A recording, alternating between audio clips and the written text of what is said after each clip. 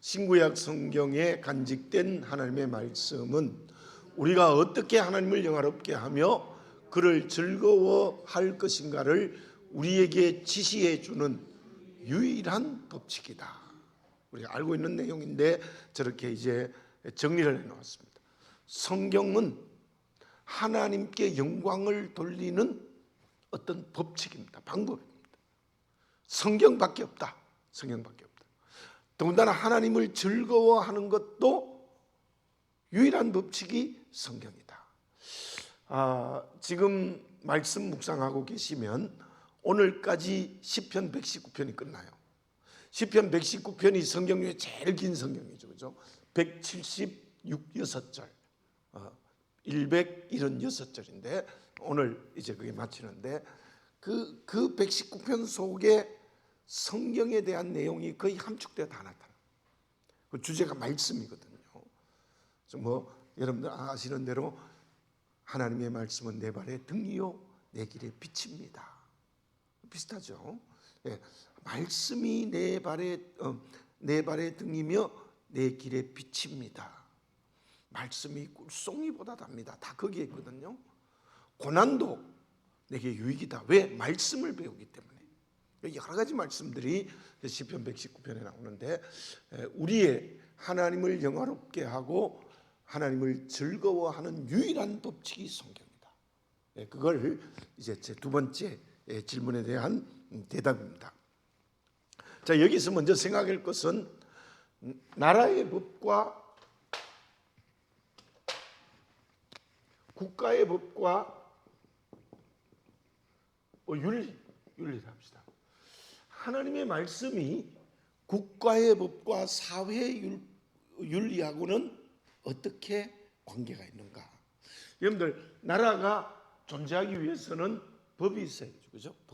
이 법이 없으면 안 됩니다. 예를 들어 가지고 뭐 당장 도로에만 나가도, 그죠? 도로에만 나가도 그 교통 규칙이 없으면 도로가 엉망이 됩니다. 베트남 제가 제일 처음 갔을 때요. 야, 정말 기가 막혀요. 도로에 규칙이 없어요. 오토바이도 많은 데다가 지 멋대로 중앙선도 없고, 근데 사고가 안 나요. 참 신비하다 싶었는데, 근데 지금 가보면 많이 좋아졌어요. 제가 한 12년, 13년 정도, 제가 한 12번 정도 갔는데 많이 바뀌었어요. 베트남이 무서운 나라로 발전할 것 같은 가능성이 있어요. 정말 뭐 자원도 많고 양식도 풍부하고 기름도 나고 뭐 해산물도 많고 뭐 가면 전부 뭐 쌀도 뭐 산모자까지 하고 이러니까요. 자, 그런데 정말 도로에 규칙이 없다고 생각해보세요. 어떻게 규칙해요? 이 나라가 지탱하고 움직이는 데는 법이라는 근간이 있기 때문에 이 나라가 움직이는 겁니다. 법이 있어야 되고 사회도 윤리라는 것이 있어야 되죠. 이거는 뭐 강제적 규칙은 아니지만 그러나 윤리가 있어야 돼요. 윤리가 있어요. 이 국가와 사회를 지탱하는 것이 바로 법과 윤리다. 그렇게 말해보면 왜 이 말을 하는가 하면 이것이 성경 말씀과 어떤 연관성이 있는가? 성경 말씀과 어떤 연관성이 있는가? 자, 한번 생각해 봅시다. 성경에 나오는 예를 들어서 5계명에서 10계명 혹은 윤리적 내용, 법적인 내용은 지금 우리가 알고 있는 대한민국의 법과 우리가 여기 지키는 윤리나 도덕과 그 겉모양은 비슷한 게 많습니까? 적습니까? 많아요.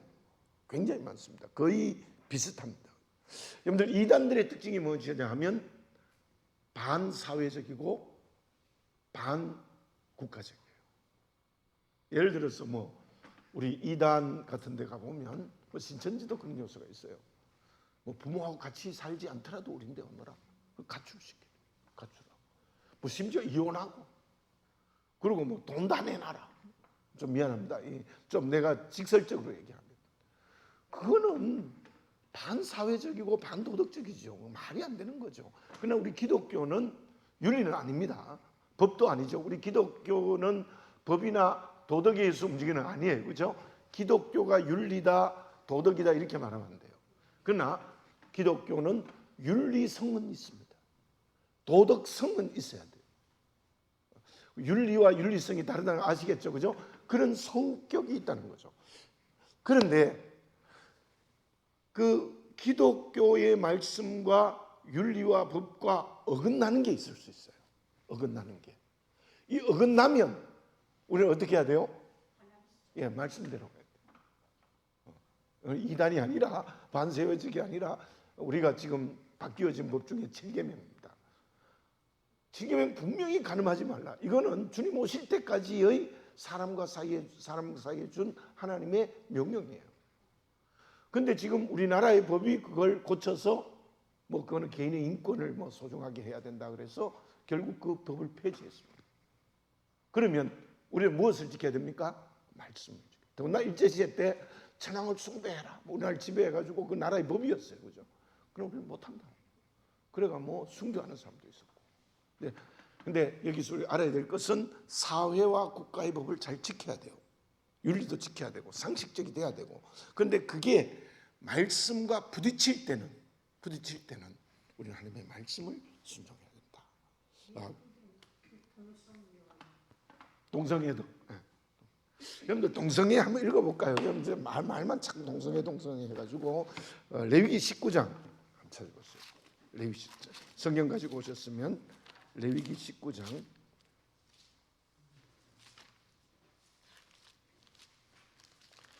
자, 몇 절인지 제가 기억하기로 레위기 19장인데요.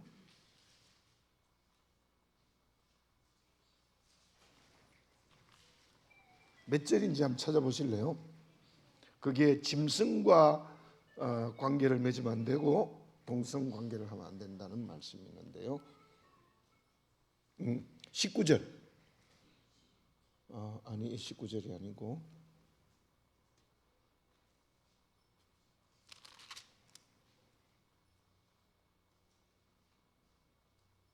제가 생각을 레위기 19장으로 알고 있는데요.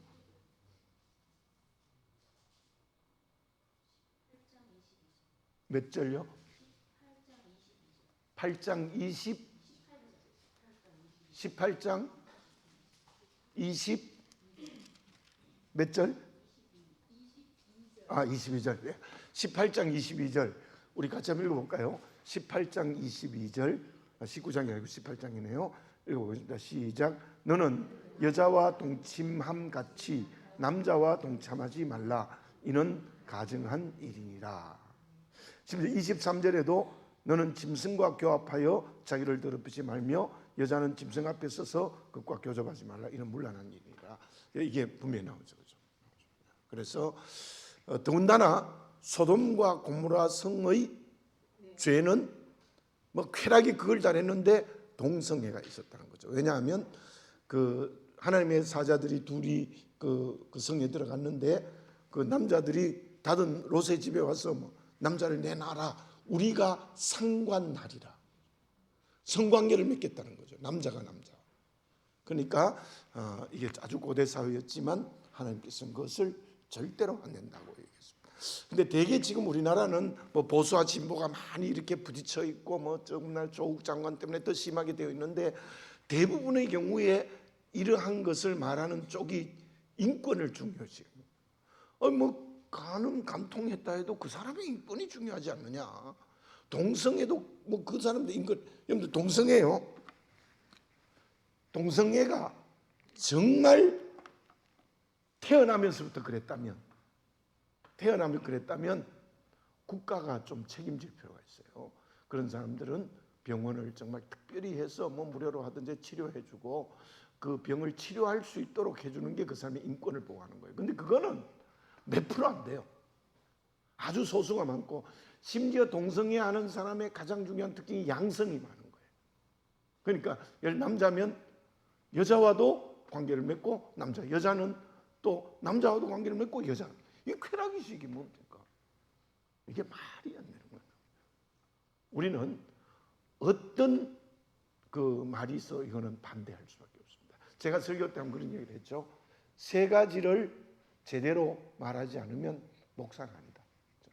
교인도 마찬가지지만 첫째는 공산주의입니다. 공산주의는 제가 뭐 철학을 하면서 좀 배웠습니다만은 공산주의는 유물론과 무신론입니다. 물질로 모든 세상의 평등을 주장하는 것이고 그 다음에 하나님이 없습니다. 하나님 없어요. 근데 이북도 이제 진정한 공산주의도 아니야. 이북은 3대 세습하는 독재 국가예요. 그것도 뭐 정말로 잘못된 세력이죠. 단순한 공산주의가 아니다. 공산주의. 하나는 동성애를 주장하는 거예요. 이거 안 됩니다. 성경을 정면으로 반박하는 거예요. 성경을 정면으로. 이거는 만약에 이걸 주장하는데 이걸 주장하는 교회가 있어요. 지금 한국 교회 중에. 이 말이 안 되는 거예요. 그래서 특별히 이 공산주의와 이 역사적으로 공산주의와 우리 동성애는 우리 기독교가 절대로 용납할 수 없습니다. 그다음에 세 번째가 다원주의. 제가 많이 말씀드렸죠. 다원주의.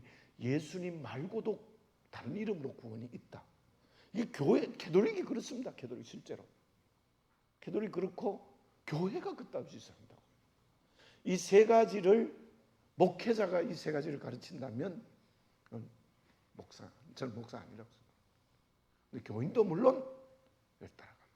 이 세 가지. 이게 지금 어쩌면 지금 이 세대의 사단이 가장 강하게 역사하는 게 이 세 가지를 통해서였어요. 1900 몇 년에 할 때가 어떤 여성이 지은 책이 있는데요. 근데 지금 생각이 안 나는데 그때 지금부터 오래전에 마지막 때가 되면 사단은 이 세 가지를 똑같이 다원주의, 공산주의, 동성애 이 세 가지를 통해서 기독교를 공격할 것이다. 실제로 세계적으로. 근데 공산주의는 특별히 우리나라에서 강해요. 실제로 뭐 공산주의 무너졌죠. 20세기 초가 되면서 공산주의 이데올로기는 완전히 무너졌습니다. 20세기가 되어서 무너진 게 두 가지인데 하나는 권위, 스승의 권위, 카리스마가 다 무너졌고 또 두 번째로는 공산주의 무너졌는데 저 북한은 공산주의를 표방한 독재 국가입니다. 저건 완전히 세습을 해가지고 한데 그걸 어떻게 인정할 수 있습니까? 제가 이야기하면 또 자꾸 다른 얘기 나가는데 여러분들 주사파가 뭐냐면요. 여러분들 모를 수 있는데 김일성 사상의 이데올로기를 내가 절대적으로 지키는 게 주사파예요. 이게 말이 되는 겁니까 이게 지금 이게 상식적으로 말이 안 되는 게 지금 이 남한 속에 가득 차 있습니다. 실제적으로 우리 기도 많이 해야 돼 진짜요. 기도 많이 해야 돼. 이거 안 된다. 이건 진짜 안 된다. 말이 안 됩니다. 그래서 우리가 이런 것들을 정말 건강한 진보는 얼마나 좋아요. 저는 미국처럼 이렇게 공화당과 민주당 이게 진보와 보수가 있으면 너무 좋겠어요. 너무 좋죠. 오바마도 정치를 비교 잘했잖아요, 그죠? 그리고 한국 사회는 북한과 이렇게 딱 맞아 있기 때문에 이걸 어떻게 극복해 나가는가 굉장히 여러분들 진보성이 있어야 돼요. 개혁이 없으면 안 되죠, 그죠? 참 죄송한 얘기입니다만 저도 대구에서 목사할 때도 박정희 물러가라고 서울까지 와서 데모했어요. 저도요. 그때 그랬어요.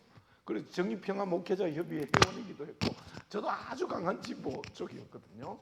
진보 쪽이었는데 그때는 저는 뭐 공산주의는 할 생각 전혀 없었고 정말로 교회가 개혁돼야 되고 이 박정희 대통령이 너무 독재한다 그런 생각을 가지고 제가 거기 굉장히 열심히 했던 사람인데 그런 의미의 개혁 우리 예를 들어서 캐톨릭에서 루터가 종교 개혁을 했다는 게 얼마나 큰 진보입니까, 그죠? 그건 뭐 정말 진보 정도가 아니라 뒤엎은 거죠 종교를. 캐톨릭 지금까지 오던 보수적인 캐톨릭을 확 뒤집어 엎은 겁니다, 그죠? 그런 성향은 있어야 돼요. 그게 우리의 갱신, 변화, 진보 이거 분명히 있어야 된다고요. 있어야 되는데 그게 동성애와 공산주의와 김일성 주체 사상과 연결되니까 이건 안 된다. 물론 우리나라에 건강한 진보가 있을 겁니다. 저 있다고 생각해요. 근데 이상하게 그게 이런 것과 연관이 돼요. 그렇죠? 연관이 되는데 우리나라 참 특별한 성향이어서 우리 그리스도인도 진보적 성향이 있어야 돼요. 근데 내 개인도 개혁, 바울은 내가 날마다 죽노라. 그 자기를 개혁하는 거잖아요. 그죠? 그게 없으면 안 되죠. 막 묵은 것만 붙들고 있으면 그건 안 되죠. 우리가 정말 새롭게 되어야 되고 변화되어야 되고 개혁되어 진보적 성향은 있어야 되는데 다만 이 세 가지만 연결되면 안 된다. 다원주의. 이 다원주의 말이 안 되잖아요. 사도행전 4장 12절에서 베드로가 공회 앞에서 얘기한 겁니다. 다른 이름으로 천하 인간의 구원을 얻을 수 있는 이름을 우리가 주신 바 없다. 오직 예수 그리스도의 이름으로만 구원이 있다. 그러니까 그러면 예수님 복음 증거되기 전에 우리나라 이순신 장군 세종대왕도 지옥 가면 되느냐 뭐 별의별 얘기를 다 하는데 그게요 하나님 앞에 주먹 쥐고 싸우자는 거예요. 말이 됩니까? 하나님의 전능하신의 뜻이 있는데 자꾸 그걸 이야기해가지고 다른 이름으로도 구원이 있어야 되지 않느냐 그렇게 이야기하고 말이야. 그래서 여러분들 공산주의 자체가 유물론입니다. 제가 알고 있기로는 유물론이고 물론 공산주의가 그 마르크스가 처음 얘기했을 때는 얼마나 좋습니까? 능력에 따라 일하고 필요에 따라 가져가는 사회. 이게 유토피아 목적이에요. 능력에 따라 일하고 필요에 따라 가져가는 사회 참 좋지 않습니까? 그래서 우리 남도당이라는 게 우리 해방 후에 세워졌을 때 많은 지식인들이 공산주의에 심취했죠. 많은 지식인들이 공산주의를 따라갔습니다. 자본론 한번 읽으면 막 팍 넘어가고 이랬죠. 대단하죠. 그랬는데 그게 이상이죠. 이상인데 안 돼요. 왜 안 되는가 하면은 이 자본주의는 또 이야기가 오늘 다른 걸로 가는데 여기 하고 같이 그래요. 자본주의는요 케인즈를 통해서 이루어졌는데 진짜 자본주의는 자유경쟁이에요. 자유경쟁 세 가지가 있는데 자유경쟁, 완전 고용. 이게 자유경쟁하는 나라는 없습니다. 진짜 자본주의의 나라가 되자면 세금이 없어져야 돼요. 세금이 없어요. 자유경쟁이잖아요. 우리가 지금 막 법으로 거는 게 얼마나요? 그 기업이 저끼리 뭐 돈을 바꿔가지고 어떻게 저끼리 하면 어때요? 자본주의. 그래서 돈만 많이 벌면 되는데. 이 자본주의도 문제가 있죠. 그죠? 그러니까 지금 어떤 나라의 경제체제나 진정한 자본주의, 진정한 공산주의는 없어요. 없어요. 우리나라도 세금 제도가 있다는 것은 뭔가 내가 이마에 땀을 흘려 돈 번 걸 인정하지 않는다는 거죠. 어느 정도 떼가겠다는 거죠. 그죠? 그러니까 우리가 경제적으로 볼 때 정치적으로 보지 말고 경제적으로 볼 때는 공산주의와 자본주의가 어느 나라든지 섞여 있어요. 이미 섞여 있어요. 세금을 받는다는 것은 받아가지고 다른 데 나눠주겠다는 거잖아요. 그건 다분히 경제적인 의미의 마르크스의 생각을 한 거죠. 뭐 저 북유럽 가면 세금이 40% 50%인데요. 다 그런 나라가 자본주의 경제 체제를 가지고 있는데 그렇거든요. 그러니까 우리가 경제적인 의미로서는 그런 요소가 있어요. 그러나 공산주의를 왜 무너졌느냐 하면 레닌이 공산주의를 만들어갈 러시아에 해보니까 안 되는 거예요. 아주 작은 예로요. 초등학교 6학년 때 제가 그 교장 선생님이 저보고 조기 청소 반장을 맡겨가지고 반장을 해서 애들 아침 6시에 조기 청소 탁 해가 하면요 청소 안 해요. 사람 심리가 그렇다니까요. 죄를 가지고 부역 나가고 뭐 이렇게 공동으로 마을에 뭐 이렇게 하는 거 가보세요. 일 안 해요. 그러나 제가 대구 교회에 있을 때 한번 경험한 게 뭐냐면 우리가 그 뭐 공사를 해서 쓰레기를 한 산더미 이만큼 내놨어요. 그래서 사람을 불러가 이거 좀 치워달라고 해서 사흘치를 줘야 되는데 이거 사흘이 걸린대. 알았습니다 하고 사흘치를 줬는데요. 오전에 다 했어요. 돈이 생기면 사람은 돈의 지배를 받을 수밖에 없어요. 제게 유익이 되고 이익이 되면 오전에 다 했다니까. 우리가 너무 놀랐어요. 오전에 다 깨끗이 다 치웠더라고요. 그러니까 경쟁이 돼야 된다는 거죠. 경쟁이 돼야 돼요. 그게 사람의 심리예요. 이게 죄성을 가지고 태어나기 때문에 어쩔 수 없어요. 그게 공산주의가 안 되는 거예요. 협동농자를 내가 같이 전부 해서 잘 먹고 잘 살아보자. 일 안 해요. 근데 자기 것을 떼주기 시작하니까 열심히 하는 거예요. 열심히. 그런 이제 요소가 있어요. 어쨌든 오늘 이야기가 딴 곳으로 많이 갔는데, 자, 여러분들 어쨌든 우리가 좀 정신을 차려야 될 때이다. 우리의 개인의 신앙이나 교회가 움직이는 거나 이 개혁성, 진보성이 있어야 돼요. 이게 없으면 묵은 것만 붙들고 있으면 이건 안 되죠, 그죠? 그러나 우리나라의 그 진보적 성향이라는 게 자꾸 이게 그 성경과 반대로 가니까, 저는 뭐 진보 보수를 떠나서 동성애를 인정하고 무슨 그 다원주의를 인정하고 또 하나는 뭐죠? 공산주의의 저 이북의 잘못된 김일성 사상을 따라가는 건 아니냐. 그것만은 우리가 따라갈 수 없다. 우리가 진보적 성향이 있어야 되지만 그것만은 따라갈 수 없다라는 게, 우리가 좀 그거는 확실히 해야 될 필요가 있다. 근데 지금 너무 나라가 분열돼요. 정말 이게 뭐 더군다나 이번 조국 장관 사건으로 너무 마음이 아파요, 진짜. 정말 기도를 많이 해야 될 때가 아닌가라는 생각을 해봅니다. 자, 어쨌든 자, 우리가 국가의 법과 윤리는 우리가 기독교도 그런 법성이 있고 윤리성이 있지만 법이나 윤리는 아니다. 대개 같지만 다른 것은 우리가 말씀을 따라가야 된다. 이제 좀 더 다른 얘기를 해보겠습니다. 자, 우리가 하나님께 영광이 되게 하고 또 하나님을 즐거워하게 하기 위해서는 어떻게 해야 되느냐? 자, 하나님께 영광을 돌리고 하나님을 즐거워하게 하기 위해서는 우리가 하나님이 주시는 방법대로 해야 돼요. 내 방법대로 하면 안 돼. 하나님이 주시는 방법대로 해야 돼. 자, 이게 무슨 말이냐면, 예를 들어서 엄마가 당뇨를 앓고 있어요. 엄마가 당뇨를 앓고 있는데 그 10살 된 아들이 자기는 사탕을 너무 좋아하거든. 그래서 내가 용돈을 모아가지고 엄마에게 효도해야 되겠다 그래서 사탕을 한 봉지 사다 줬어. 근데 그게 해로워, 엄마한테는. 그게 효도입니까? 효도가 아니거든요. 아무리 용돈을 다 모아서 사탕을 한 봉지 사줘도 지 방법대로 했거든. 자기 방법대로. 근데 걔가 정말로 나이가 청년이 돼서 엄마는 사탕을 먹으면 건강에 안 좋다는 거 알면 그걸 해주겠어요? 안 해주죠. 엄마가 좋아하는 거. 엄마. 어쩌면 엄마가 좋아하는 대로 건강하게 자라고 열심히 공부하고 그게 더 엄마에게 효도하는 거라고 볼 수 있죠. 그래서 정말 방법을 하나님의 방법대로 해야 돼요. 내 방법대로 하면 안 된다. 근데 우리가 바울이 아무리 내가 날마다 죽노라 이런 고백을 듣고 우리가 설교를 들어도 자기의 범주를 벗어나는 게 정말 힘들어요. 이거는 우리가 그게 성화의 하나의 방법인데 우리 천국 갈 때까지 주님 오실 때까지 문제예요.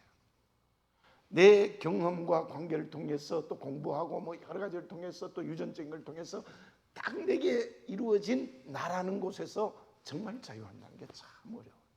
그래서 우리 기독교 신앙은 한마디로 말하면 내 방법을 버리고 하나님의 방법을 택하는 겁니다. 하나님이 좋아하시는 대로 하는 거예요. 이웃 사랑도 마찬가지예요.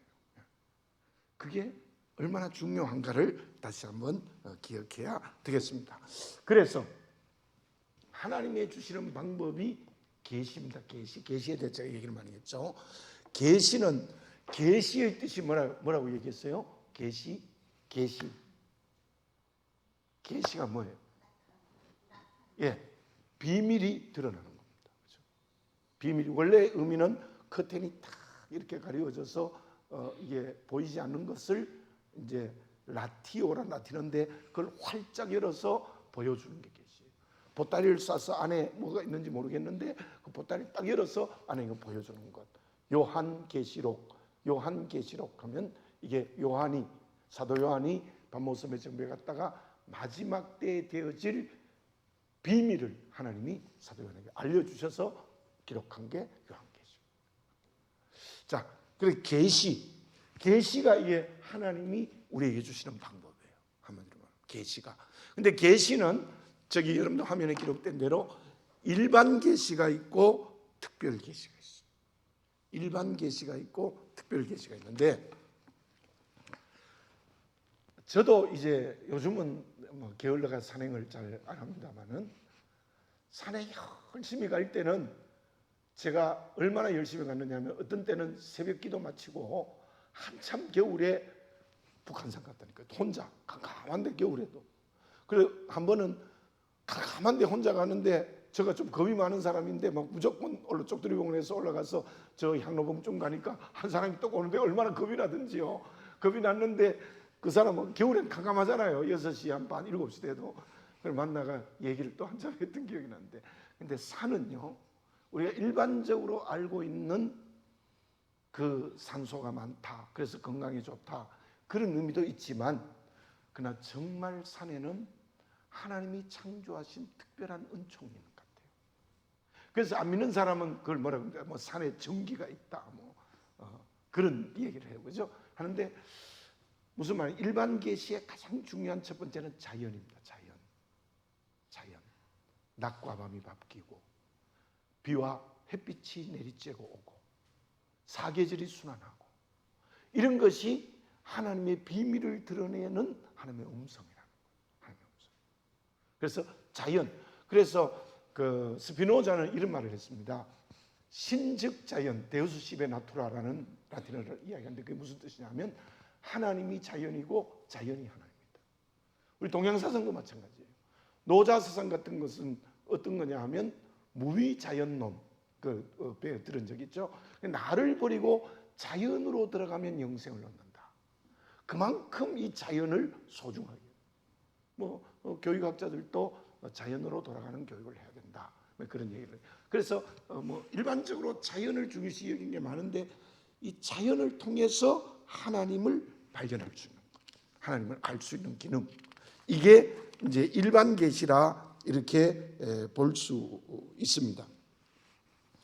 그리고 일반 계시의 두 번째는 무엇이냐면 역사.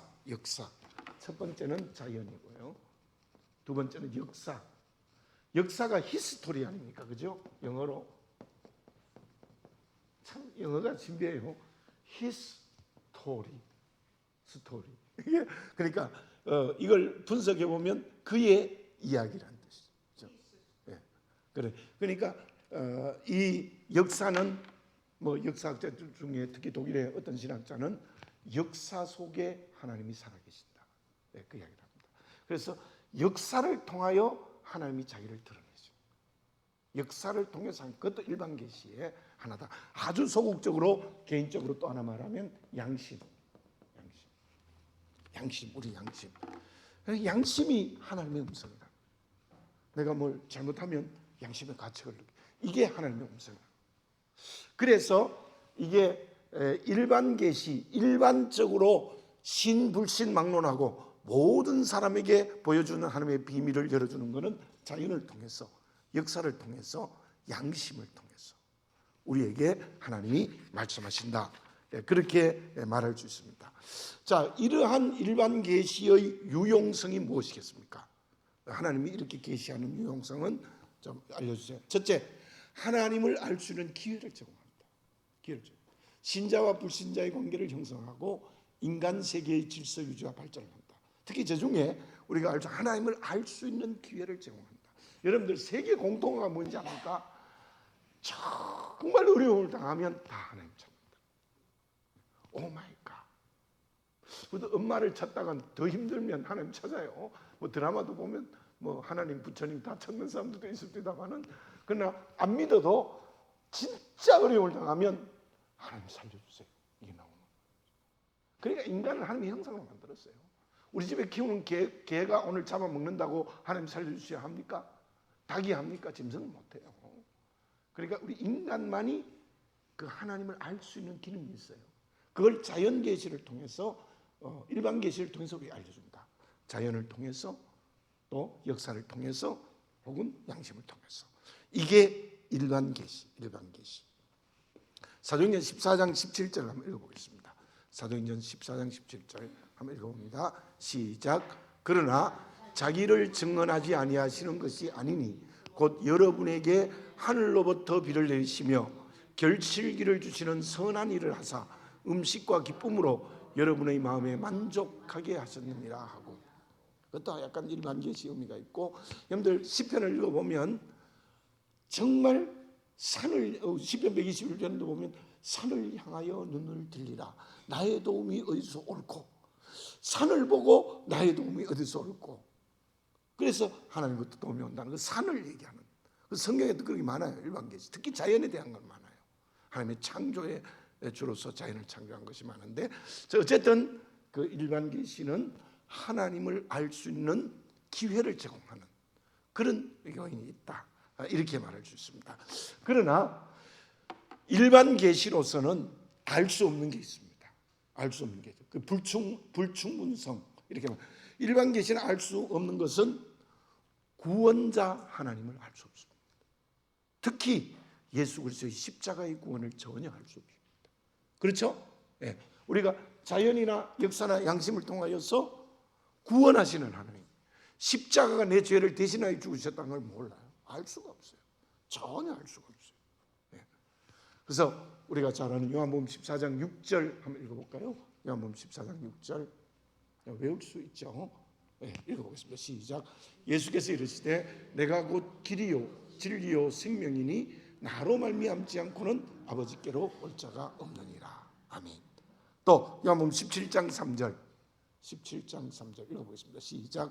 영생은 곧 유일하신 참 하나님과 그가 보내신 자 예수 그리스도를 아는 것이니라. 그러니까 저러한 예수가 길과 진리와 생명이 된다, 예수님이 통해서 구원을 받는다, 이거는 알 수가 없는, 예수 그리스도 통해서 영생을 얻는다는 걸 이걸 통해서 알 수가 없다.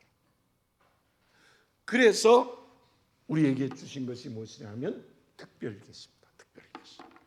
선택받은 자에게 허락된 특별 계시입니다. 특별 계시. 이 특별 계시가 있다는 것을, 이 특별 계시는요, 구원받은 사람에게만 알려주는 비밀이에요. 이거는 안 믿는 사람은 몰라. 안 믿는 사람은 몰라. 여러분들 비발디의 사계라는 음악이 봄, 여름, 가을, 겨울이 나오는데요, 여러분들 들으면, 딱 음악을 들으면 봄이다, 여름이다, 가을이다 아십니까? 겨울이다. 저는 봄과 가을은 알아요. 근데 여름과 겨울은 헷갈릴 때가 있죠. 처음 사계를 들려주고 이거는 어느 계절을 말하느냐 모르죠. 알 수가 없죠. 그러나 그 사계를 작곡한 비발디는 알까요, 모를까요? 알죠? 또 그 음악에 대한 전문가는 알까요, 모를까요? 알아요. 그처럼 특별 계시는 믿는 사람에게만 보여주는 거예요. 그 사도 요한에게 마지막 때 비밀을 알려주는 것은 사도 요한에게만 알려주는 거예요. 그렇죠? 사도 요한, 믿는 자에게만 알려주는 거다. 그 특별 계시다. 그렇게 말을 할 수 있습니다. 좀 성경을 읽어보겠습니다. 신명기 4장 32절에서 35절, 4장 32, 35절 쭉 같이 한번 읽어보겠습니다. 시작. 내가 있기 전 하나님이 사람을 세상에 창조하신 날부터 지금까지 지나간 날을 상고하여 보라. 하늘 이 끝에서 저 끝까지 이런 큰일이 있었느냐? 이런 일을 들은 적이 있었느냐? 어떤 국민이 불 가운데서 말씀하시는 하나님의 음성을 너처럼 듣고 생존하였느냐? 어떤 신이 와서 시험과 이적과 기사와 전쟁과 강한 손과 편팔과 크고 두려운 일로 한 민족을 다른 민족에게서 인도하여 낸 일이 있느냐? 이는 다 너희의 하나님 여호와께서 애굽에서 너희를 위하여 너희의 목전에서 행하신 일이라. 이것을 내게 나타내심은 여호와는 하나님이시요 그 외에는 다른 신이 없음을 내게 알게 하려 하심이니라. 아멘. 하나님 왜 이스라엘 백성들만 출애굽시켰습니까? 왜 그들에게만 율법을 주는 겁니까? 내가 너희 하나님. 그러니까 택한 이스라엘 백성들에게만 알려주는 거예요. 바로는 하나님의 역사는 알았지만은 그건 모르는 거예요. 애굽 사람 모르는 거예요. 택한 백성들에게 말해요. 그래서 예를 들어서 아브라함에게 횃불 가운데 말씀하신 것, 아브라함에게만, 모세에게 떨기나무 불꽃 가운데 말씀하시는 것, 욥에게는 폭풍 가운데 그 사람에게만 말씀해요. 그 사람. 그래서 특별 계시의 아주 중요한 뜻은 하나님을 믿는 구원받은 그리스도에게 주시는 하나님의 비밀이에요. 우리 제가 좀 오래되었습니다만은 처음에 우리 장로님 집사님들 몇 분하고 제가 큐티를 했거든요. 그 월요일 저녁에 모여서 큐티를 했는데 생명의 삶 이걸 일주일 동안 하고 나누는 일인데 어떤 집사님이 이런 간증을 해요. 자기는 예수 믿기 전에는 기독교가 웃긴다고 생각했대. 어떻게 홍해가 막 열려서 육지처럼 건너고 처녀가 아이를 낳고 죽은 자를 살리고 그리고 뭐 죽었던 예수가 다시 부활했대. 이거 뭐 웃기는 얘기였다는 거죠. 기독교는 저게 정말 웃기는 집단이라고 생각했대. 근데 자기가 이제 기회가 있어서 예수를 믿게 되니까 지금은 그게 다 믿어진다. 목사님은 다 내가 확실히 믿어진다. 여러분 신비하지 않습니까? 처녀가 아이를 낳은 거 어떻게 믿어요? 여러분들 믿어요, 안 믿어요? 믿죠, 확실히 믿죠, 그죠? 예. 그러니까 우리 하나님이 택하신 자에게 주시는 특별한 비밀의 계시가 우리에게 있다. 우리 복받은 사람이에요. 정말 복받은. 이 화요일날 화창한 가을에 여러분들 갈 데가 많을 건데 여기 와서 이렇게 그래도 성경 공부를 한다는 게 저는 축복이라고 생각합니다. 우리 교인들 많잖아요, 이 숫자보다는. 근데 여러분들이 왔다는 것은 어떤 의미에서 믿는 자 가운데도 축복이라고. 그래서 정리합니다. 일반 계시는 하나님을 알 수 있는 기능을 제공해 주지만 구원은 알려주지 못하고 또 구원받은 사람에게 주시는 하나님의 음성은 없어요. 그러나 특별 계시는 구원받게 하시고 구원받은 자에게 주시는 특별하신 하나님의 음성. 그게 뭐냐? 그게 성경이라는 거죠. 지금까지 제가 쭉 얘기한 그게 성경이에요. 이 특별 계시는 오직 성경입니다. 제가 루터 얘기를 잘 하는데 루터의 5가지 강령 중에 첫 번째가 오직 은혜, 두 번째가 오직 믿음, 세 번째가 오직 성경. 오직 성경입니다. 오직 성경이란 말은 오늘 영어로 말하면 only입니다. 그죠? first가 아니고 첫째가 아니고 only. 그 하나밖에 없다.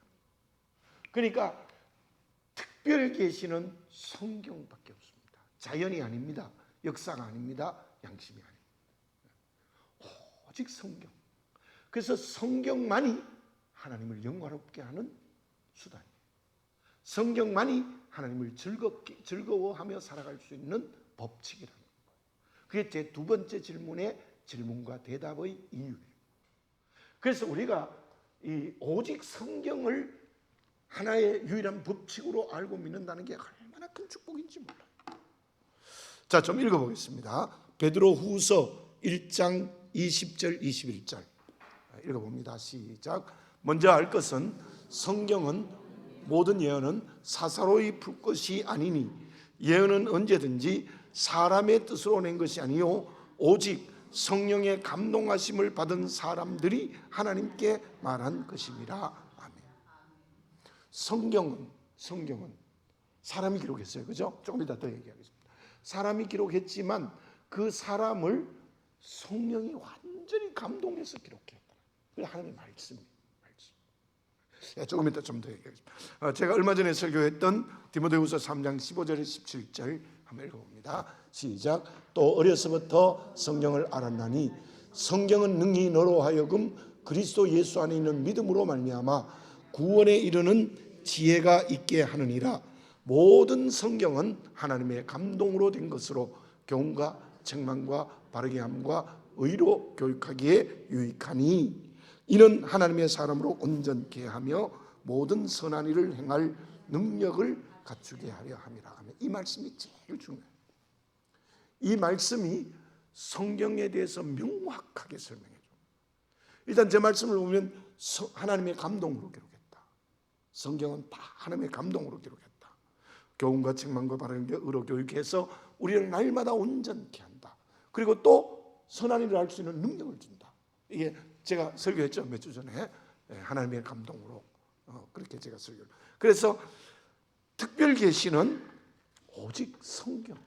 특별 계신 성경은 하나님이 믿는 자에게만 주시는 비밀이에요.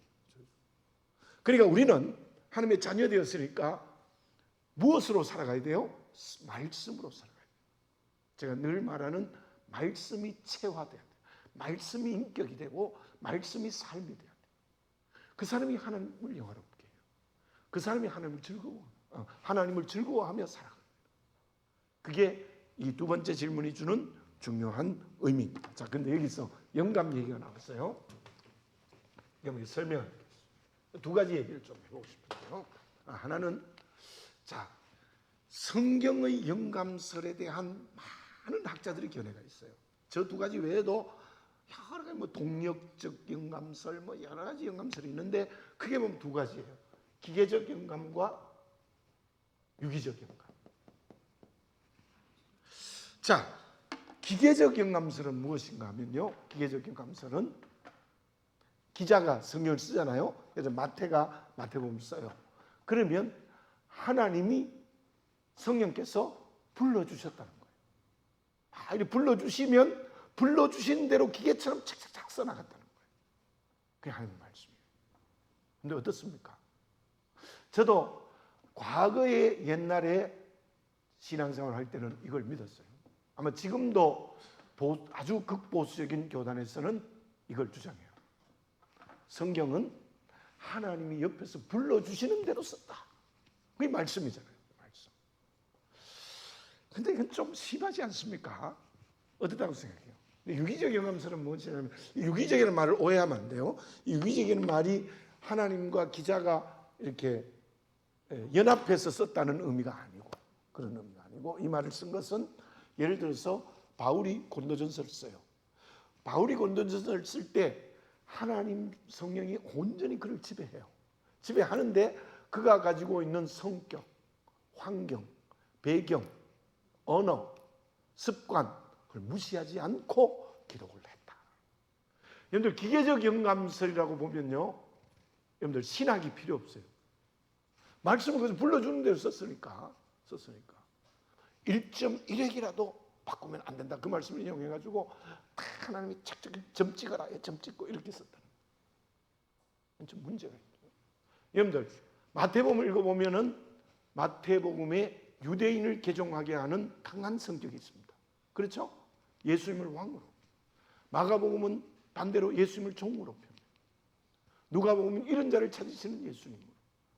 또 요한복음은 제일 늦게 기록되었을 때 예수님을 정말 신성, 독수리의 복음이라는데 영적 능력을 가진 하나님, 그걸로 표현해요. 달라요. 왜냐하면 쓸 때의 상황도 달랐고 그 사람의 실력도 달랐고. 그리고 바울의 열세 서신이 여러분들 읽어보면 원어도 쉽지 않아요. 헬라 철학적 기술이 동원됐어요. 영에 속한 사람, 육에 속한 사람, 육신에 속한 사람, 이런 게 있거든요. 그래서 제 개인의 생각으로는 이 유기적 영감설이 좋다고 생각해요. 지금 아주 보수적 교단에서는 이걸 또 비판할 수 있는데요. 그런데 그렇다고 보수가 안 되는 게 아니거든요. 그 바울의 인격과 환경과 받는 사람의 교회의 형편 이런 걸 다 인정하고, 그러나 온전히 성령께서 기자를 감동해서 썼다. 그렇게 해서 유기적, 우리 통합식도 우리 신학을 공부할 때 유기적 영감설을 인정합니다. 목사님 합동측은 어때요? 압니까? 어느 걸 주장하는지? 합동측도 기계적 영감설 아닐 것 같은데요. 아주 극단적 보수. 그렇게 이해를 하고, 또 하나는요, 여러분들 꼭 여기서 하나 알아야 될 게, 제가 다 얘기는 할 수 없지만 어떻게 66권 성경이 하나님의 말씀이 되었느냐. 하나님의 말씀이에요. 이게 역사적으로 보면 참 과정이 다양해요. 아주 다양해요. 그런데 우리는 AD 397년 칼타고 회의. 여러분들 제일 1회 총회는 사도행전 15장입니다. 사도행전 15장에서 총회를 할 때 이슈가 무엇이었습니까? 예수를 믿는 그리스도인들, 특히 유대 그리스도인들이 율법을 어디까지 지켜야 될 것인가? 그 문제였어요. 그죠? 율법을 어디까지. 참 경론이 벌어졌어요. 그 성경에 그냥 기록됐지만 할례는 받아야 된다. 별의별 게 다 나왔어요. 나왔는데 참 저는 그 총회에서 하나님의 역사가 있었다고 믿습니다. 하나님의 역사가 있었어요. 어떻게 결정되느냐 하면 할례 받을 필요 없다. 결정됐어요. 그렇게 결정됐는데도 초대교회 유대인들이 가면은 할례 받아야 된다고 그 이단들이 막 유대에 생겼잖아요, 그죠? 그리고 네 가지만 하지 말자. 네 가지만 하지 말자. 그게 피채 먹지 말고, 음행하지 말고, 몸매어 준 것 먹지 말고, 또 하나가 있는데요. 네 가지. 네 가지는 하지 말자. 그거는 상당히 격가지 부분이에요, 그죠? 그래서 다른 건 다 해도 된다. 다른 건 다 해도 된다. 그 참 성령의 역사였어요. 또 하나 회의를 여러분에게 제가 한번 설교 때 말씀드린 적이 있는데 수요일 날요. AD 325년에 니케아 회의. 이 고등학교 교과서에 나와요. 굉장히 중요한 회의예요. 313년에 콘스탄틴 대제를 통하여서 기독교가 로마에서 자유를 줘요. 누구든지 예수. 참 놀라운 일이죠. 예수 믿는 사람이 막 지하 무덤에 가가지고 살고 뭐 그렇게 비참했는데 잡히면 죽고 원정극장에 뭐 그 놀이객감이 되고 이랬는데 뭐 심지어 뭐 내려오는 예수 믿는 사람을 등불로 이거 불을 붙여가지고 비추는 등불로 사용해 죽였다 그러잖아요. 그랬는데 313년에 기독교가 자유했다. 그 325년에 중요한 니케아 회의가 여기에서 저는 이 니케아 회의, 예루살렘 총회, 그다음에 갈타고 회의, 세 회의가 참 중요한 단회의도 많았지만 이 회의에서 문제는 예수님이 누구냐? 예수님이 하나님이냐 사람이냐? 이걸 의논한 거예요. 이때 최고의 학자요, 최고의 능력자가 누구냐면 아리우스라는 사람.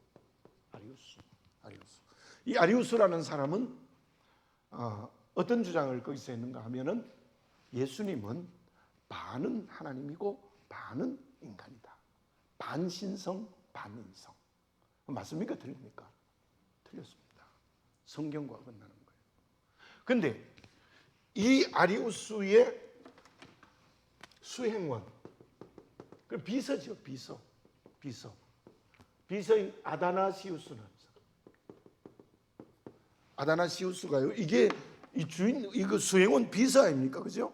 비서인데 그 회의에 손을 딱 들고 얘기를 했습니다. 아닙니다. 예수님은 완전한 하나님, 완전한 인간입니다.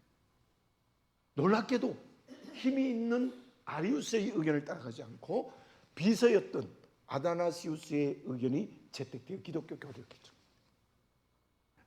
놀랍지 않습니까? 저는 이런 걸 보면은 정말 여기에서 기독교가 근간을 이루었죠. 그래서 395년에 기독교가 로마의 국교가 돼요. 그래서 개도릭 1000년의 역사가 시작돼요.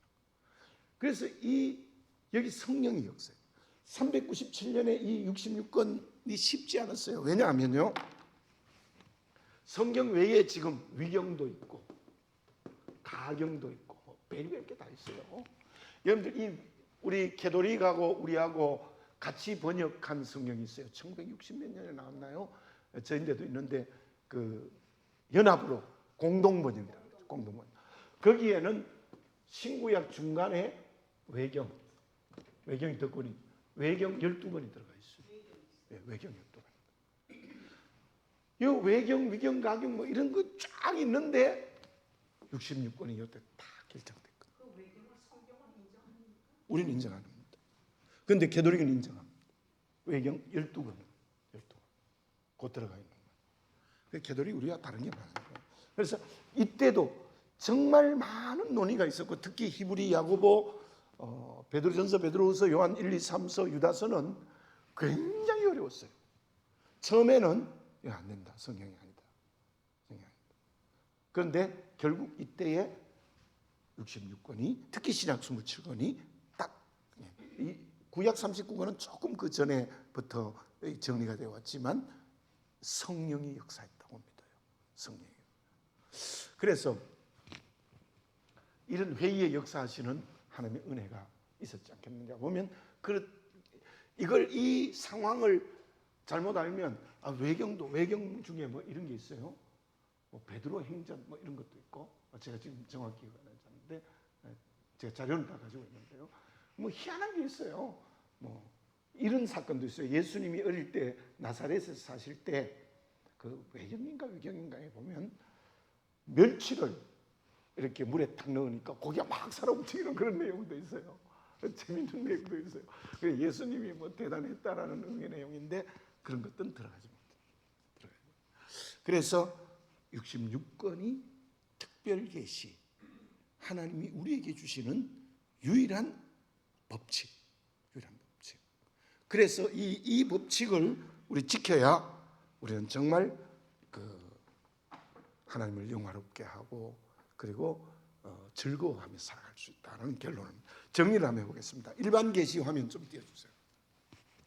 자, 일반 계시는 인식하는 사람, 느끼는 사람이 이성과 감성과 경험을 통하여 자연에서는 창조자 하나님, 양심으로는 심판자 하나님, 역사에서는 섭리자 하나님을 알 수 있다. 정리할 수 있습니다. 일반 계시에서. 특별 계시는 어떨까요?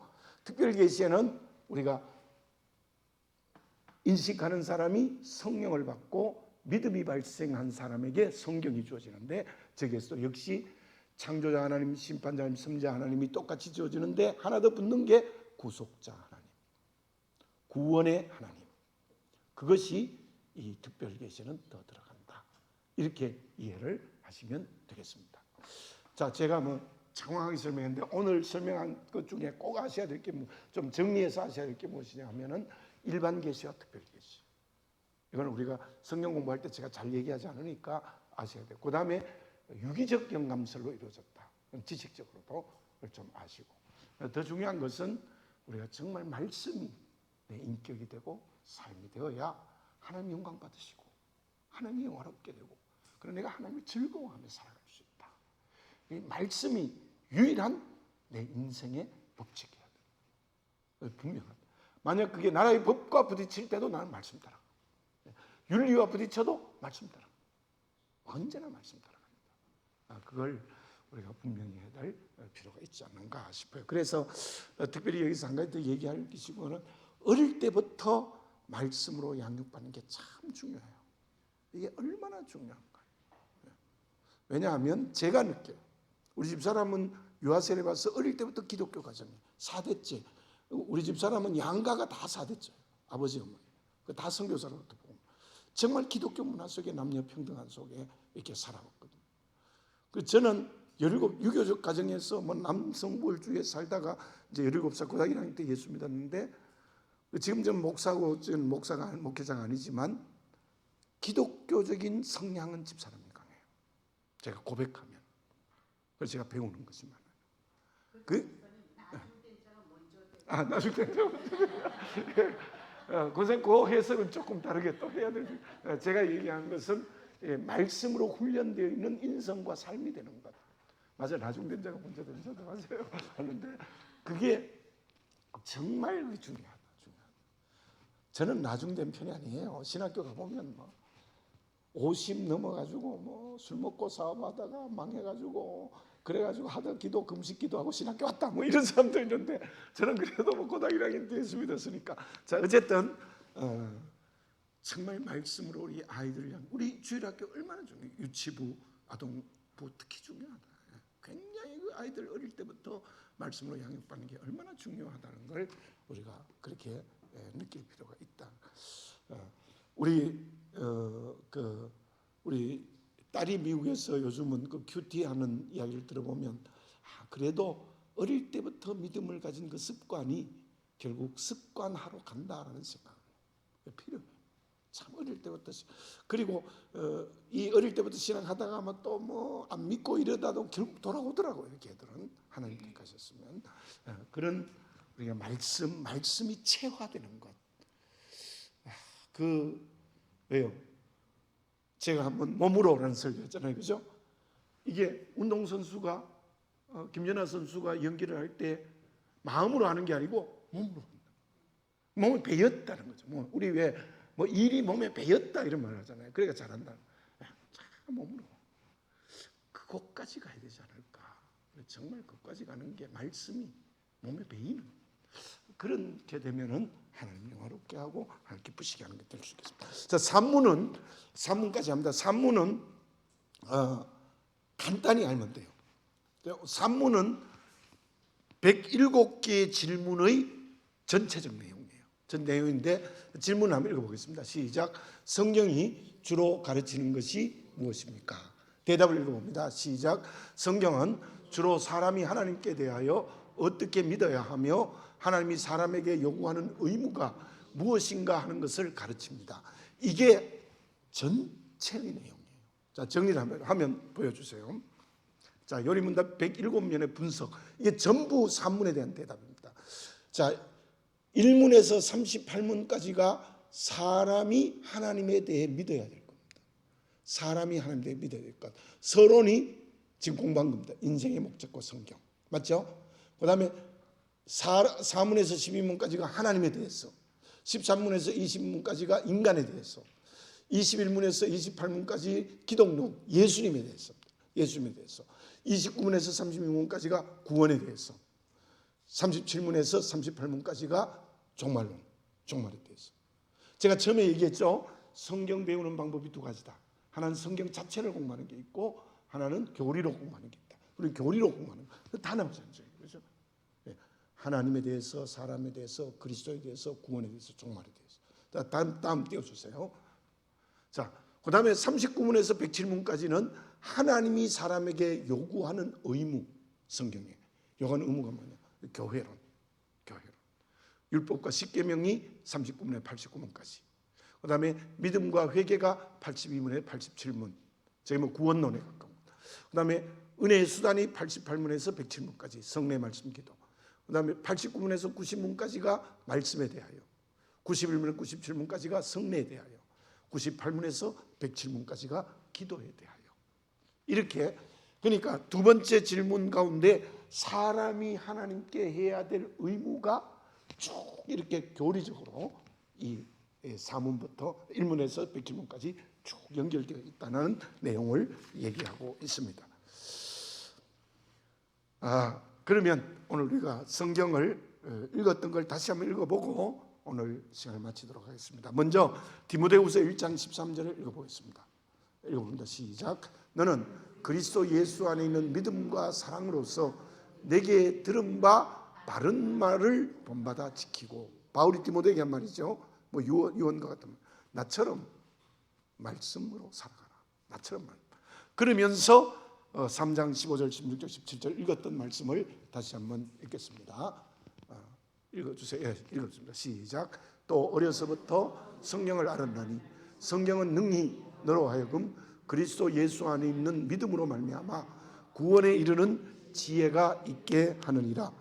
모든 성경은 하나님의 감동으로 된 것으로 교훈과 책망과 바르게 함과 의로 교육하기에 유익하니 이는 하나님의 사람으로 온전케 하며 모든 선한 일을 행할 능력을 갖추게 하려 함이라.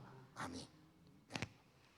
그래서 우리가 이제 물론 이 공부를 통해서 우리가 은혜를 받고 새로워져야 되지만 지식적으로도 알 필요가 있습니다. 그래서 여러분 오늘은 아까 얘기했던 특별계시와 일반계시 꼭 알고 있습니다.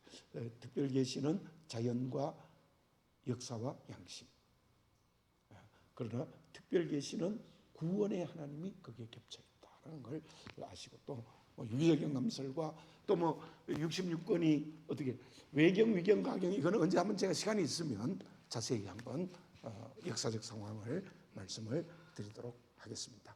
어쨌든 오직 성경, 그것으로 하나님을 영화롭게 하는 수단, 하나님을 즐거워하게 하시는 법칙이다. 그걸 우리가 분명히 하고 살아가는데 중요한 것은 내가 몸에 배이는 것, 말씀이 내 몸에 쫙 인격화되는 것, 그게 중요하다.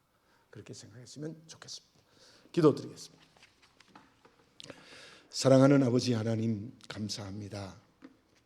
우리 오늘 두 번째 시간으로 하나님을 영화롭게 하고 하나님을 즐겁게 하는 법칙이 오직 성경임을 깨닫게 하시고, 그 성경이 인격화되고 그리하여 삶으로 나타나서 하나님이 보실 때마다 기뻐하는 그리스도의 길을 걸어갈 수 있도록 인도하여 주시옵소서.